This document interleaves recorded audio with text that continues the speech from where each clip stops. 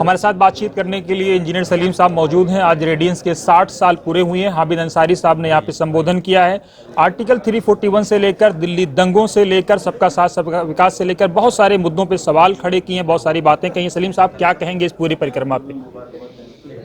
G, former vice president of India جناب حامد انصاری صاحب آج کے اس فنکشن کے ہمارے چیف گیسٹ تھے، اور انہوں نے جو آج کا تھیم تھا ہمارا کہ media and Indian Muslims and majoritarianism, اور ملک کے حالات پر انہوں نے جو انالیسس کیا، جو تجزیہ کیا، اور ملک کے سامنے جو چنوتیاں ہیں ان چنوتیوں کا ذکر بھی کیا، اور ساتھ ہی انہوں نے کرنے کے کیا کام ہیں اور کیسے آگے بڑھنا چاہیے اس کی طرف بھی انہوں نے اشارہ کیا۔ اور ملک کی جو صورتحال پچھلے کچھ سالوں سے برابر گر رہی ہے، فریڈم انڈیکس ہمارا گر رہا ہے، اور دوسری اور جو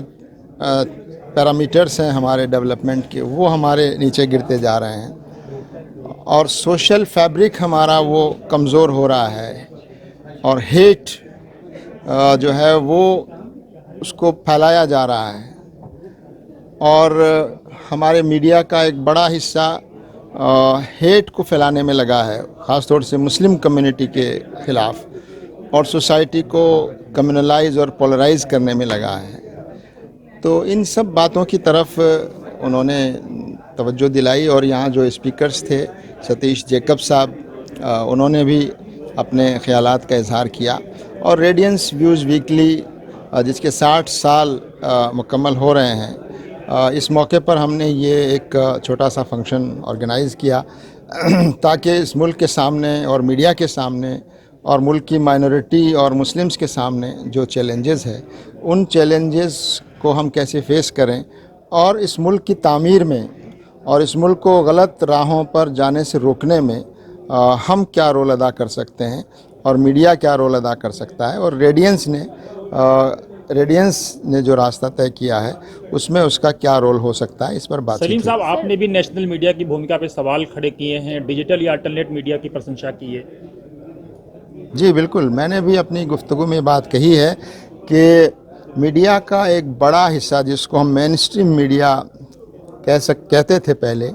اب وہ میڈیا کہلانے کے لائق نہیں رہا ہے۔ اب وہ ہماری حکومت کا ایک ماؤتھ پیس یا ایک پروپیگنڈا ٹول بن گیا ہے، لیکن ابھی بھی ایسے حوصلے والے میڈیا کے لوگ موجود ہیں، چاہے وہ چھوٹا میڈیا کہلاتا ہو لیکن ان کی کافی ریچ ہے اور بڑھ رہی ہے۔ ایسے لوگوں کی حوصلہ افزائی ہونی چاہیے۔ ایسے ویریئرز، ان کو میں میڈیا ویریئرز کہتا ہوں، یہی وہ لوگ ہیں جو اس وقت ڈیموکریسی کو اس ملک میں بچانے کی کوششوں میں لگے ہیں۔ تو we appreciate that media and we appeal that people should come forward and help them, support them, so that these warriors they can lead this struggle for saving the democracy in the country۔ دیکھیے، چونکہ media جس کو media کا بڑا حصہ جو حکومت کا ایک ماؤتھ پیس یا ایڈورٹائزنگ ٹول بن گیا ہے، اس کو میڈیا کہنا اب مناسب نہیں ہے۔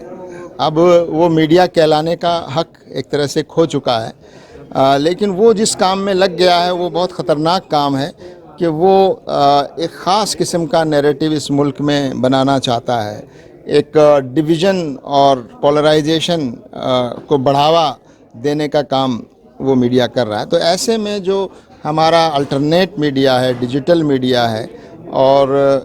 جو ہمارے یوٹیوبرز ہیں اور ینگ ہمارے جرنلسٹ ہیں، میں سمجھتا ہوں کہ ان کا رول بڑھ جاتا ہے، اور ہم سمجھتے ہیں کہ ان کو سپورٹ کیا جانا چاہیے۔